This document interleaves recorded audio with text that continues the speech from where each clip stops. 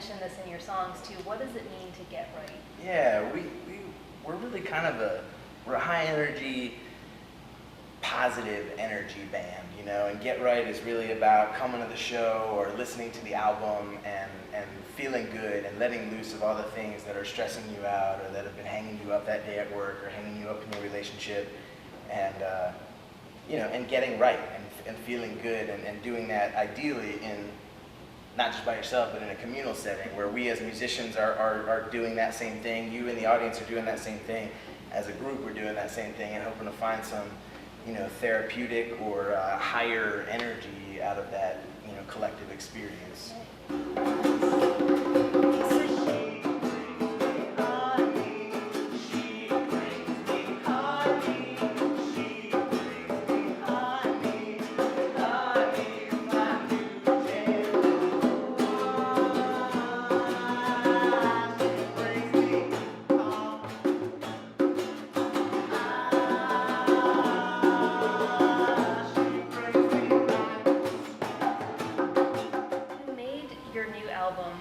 Bass Treble Angel Devil with help from crowdsourcing. You had a successful Kickstarter campaign.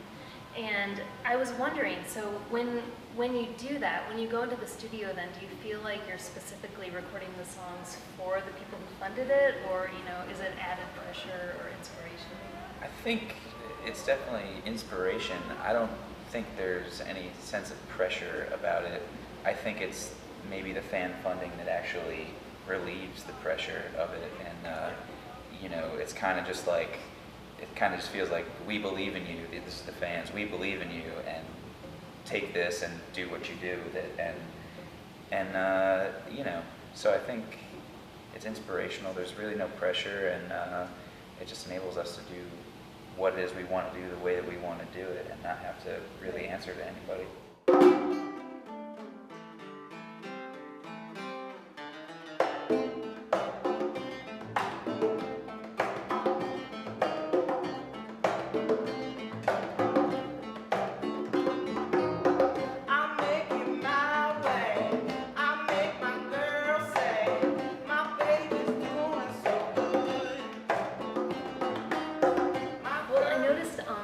Facebook a little while back that you all mentioned when you tour you tend to head east because that's where the beaches are.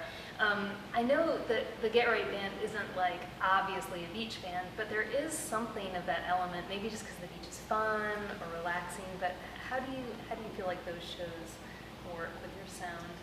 Well, we draw a lot of inspiration from the ocean, and we love the beach. It's one of the main things that Asheville is missing. Let's all just agree on that. Totally so we like to go there for personal reasons because we love the beach. But you know, we do have a very beach vibe with a lot of our music. We do a lot of reggae, and obviously when we go to the beach, we play significantly more reggae than we normally would play. But and we're relatively close to the East Coast. We're on the East Coast. You go up and down the coastline, and it's a lot of fun. People are at the beach, they're letting loose. They're getting right already. Exactly. So we're just trying to add to that good time. That's kind of, I don't know, that's how I feel about it.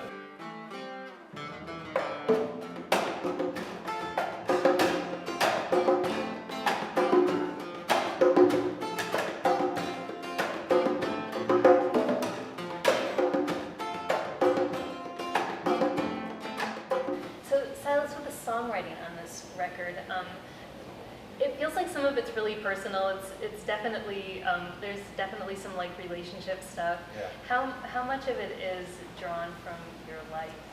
Yeah, it's all personal. It's all personal. It's not necessarily all biographical, although it is heavily biographical. But you know, as a songwriter, I do really feel like, and increasingly as I develop as a songwriter, I do really feel more and more like a storyteller. And you know, the best source for stories are usually things that have happened to me, but sometimes it's things that have happened to someone I'm close to.